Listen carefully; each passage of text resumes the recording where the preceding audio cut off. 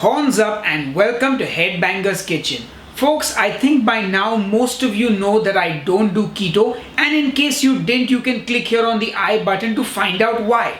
Now, many of you ask me, Sahil, what diet are you currently on if you're not doing keto? And the truth is, folks, I eat everything, but in moderation. I like to eat whole foods, nutritious food, and a focus on the protein macro. That's what my current diet is. And today's dish fits perfectly in with that. We're going to be making a classic Indian comfort food called Dal Khichdi. And we're going to be upping the protein by adding in some chicken breast. So technically it's a chicken dal khichdi. And just in case you didn't know, dal is basically lentils. So this is rice, lentils and chicken. Anyway, that's been enough jibber jabber. Let's get cooking. The first thing we have to do is soak our rice and our lentils. And I start by weighing out 120 grams of long grain basmati rice. You are of course welcome to use brown rice, black rice, short grain rice, etc. But just remember, cooking times will vary.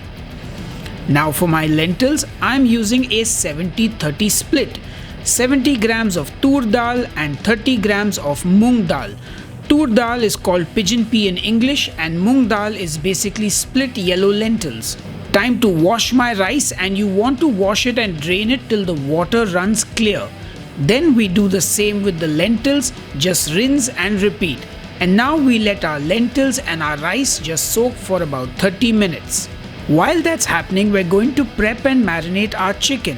I will be using chicken breast because I am looking for a lean protein, but you can also use chicken leg and thigh meat, no problem.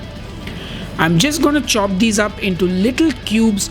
I want small pieces of chicken, but you can cut bigger pieces if you like. I just think this works best. So to marinate the chicken, I'm just going to be using some salt, some black pepper and some ginger garlic paste, and give everything a good mix. You are of course welcome to add more spices to this if you like, but I'm happy with this. Now just set it aside. Now I will be using my instant pot to cook the rice and the lentils, but you can use a regular pressure cooker or you can use a saucepan on the stove as well, no problem. I'll post alternative cooking methods on the blog post on headbangerskitchen.com. I'm first going to cook the rice, so I drain it and add it to the instant pot. I season it with salt. Then I add in some water, and once again I'll put all the exact measurements on the blog post as I always do. Now I will pressure cook this for 4 minutes on high pressure. Once the pressure nozzle has dropped, my rice is done and ready. I open up the pot, and I've definitely overcooked the rice a bit, but for this recipe you actually want slightly mushy rice, unlike say fried rice or something else where you need it to be like absolutely perfect rice. Anyway, I take the rice out and put it in a bowl and set that aside. Now to cook the lentils, I turn the instant pot back on and add my soaked and drained lentils. I add in my secret ingredient, a chicken stock cube instead of salt. I add in 1 chopped tomato, half a liter of water, and now I close it and pressure cook it on high for 10 minutes. After that's done, I let it naturally release for 10 minutes more, and then I pop the pressure nozzle. Once that little pressure indicator drops, it's safe to open the instant pot. I do just that, and my dal is cooked, but it's looking a little pale. I think nothing of it and give it a good whisk, which sort of smooths everything out. You can also just strain it, but this is much easier. And then it hits me like a ton of bricks. I forgot to add turmeric to the dal. That's why it looks so pale. So I add in some turmeric and give it a good whisk again.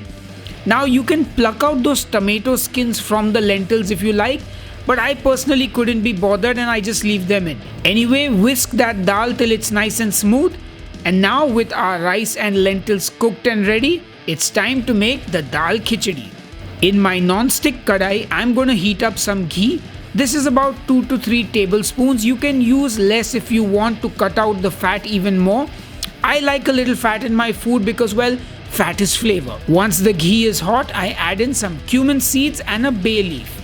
To that, I add in some chopped onion, and I will just saute this now till the onions turn translucent. Now if you notice, I cut the onions saute style, but you can also just finely chop the onion. But this is my new favorite way to chop onions and use it in dishes. Once those onions are starting to brown a bit on the side, it's now time to add my chicken. So I add it in and give it all a good mix. Now since this is chicken breast, it doesn't take much time to cook. And we've also chopped it fairly small, so it really is a quick cook. Now I'm going to add in some carrots and also some green beans and saute them along with the chicken. Now I like to eat a good amount of veggies, that's why I'm adding them in. But you can add in whatever vegetables you like, or you can even skip the vegetables. It's up to you. Now I am going to pour in our cooked lentils. I give everything a good mix and I bring the dal up to a simmer, and then I cover and let it cook for a few minutes, maybe 2 minutes. Once that's done, I also want to make sure my dal or lentils are not too watery. So you can decide how soupy you like your dal khichdi to be. I will definitely make it a bit thick. So I add in my rice and I give it a good mix. Then I cover it and let it cook for a few minutes more. After a couple of minutes, I open it up and give everything a good mix. And now my dal khichdi is at the perfect consistency. It's nice and thick but still slightly soupy. This is perfect, just how I like it. Of course, you can cook it to your liking. And now as always, we finish the dish with some coriander, then give it a final good mix. And that, my friends, is how you make an epic dal khichdi. It's looking pretty good if you ask me. Now once my dal khichdi cools down, what I like to do is weigh the entire dish. Now this portion of dal khichdi is lunch for me from Monday to Friday, so that's 5 meals. My entire dish weighed about 1400 grams, which makes it about 280 grams per serving of the dish. Since it's quite thick now, as that happens when it cools, I'll add some water when I reheat it and it'll be perfect. And this, ladies and gentlemen, is how I do my weekly meal prep. Now of course, I have to plate this dish for my photographs, so I serve myself some in my photography bowl and I garnish it with some coriander so it looks pretty for the photos.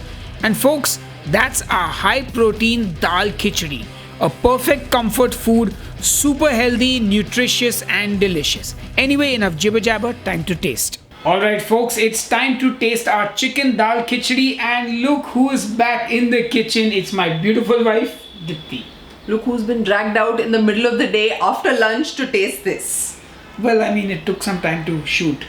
So full, but I will eat it. You just need to taste it and let people know that they should make this if it's good.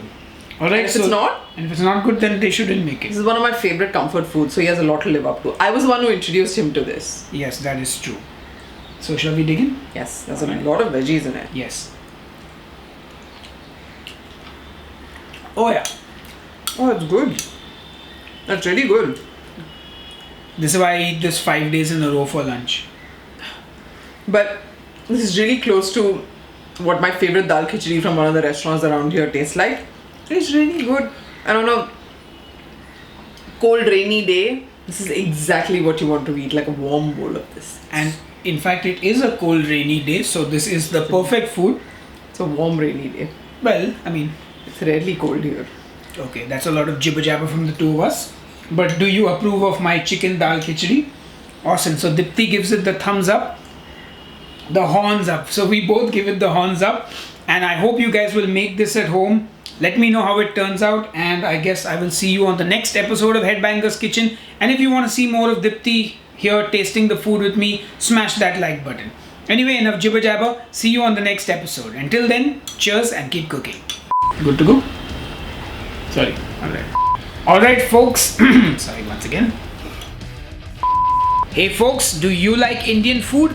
Well, a couple of years ago, I did a weight loss series answering the question, can you lose weight eating Indian food? Click here and watch it. Or if you just want some more Indian food, click here and watch another recipe video of mine.